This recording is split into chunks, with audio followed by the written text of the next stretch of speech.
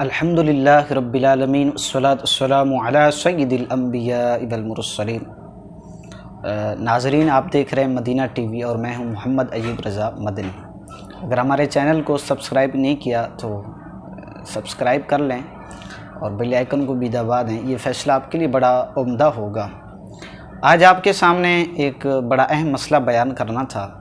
अभी थोड़ी देर पहले मैंने एक फ़तवा पढ़ा तो मैंने कहा अपने नाज़रीन को बता दें क्योंकि जिस तरह आखिरी अशरे के अंदर मर्द हज़रात एतकाफ़ करते हैं, इसी तरह औरतें भी एतकाफ़ करती हैं।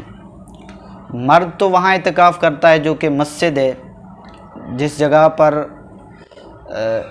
लोग नमाज़ पढ़ते हैं, नमाज के लिए वक्फ़ होती है और उस मस्जिद के मुत्तसिल जगह होती है जो ज़रूरियात मस्जिद के लिए होती है, मसाले मस्जिद के लिए होती है, वो फ़िनाए मस्जिद कहलाती है।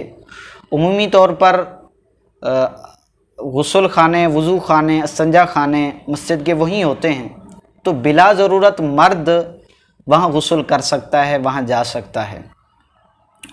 जबकि औरत मस्जिद बैत के अंदर एतकाफ़ करती है, घर के अंदर एक मखसूस जगह जो इबादत के लिए ख़ास होती है वो मस्जिद बैत कहलाती है, तो बिला ज़रूरत औरत बाहर नहीं जा सकती।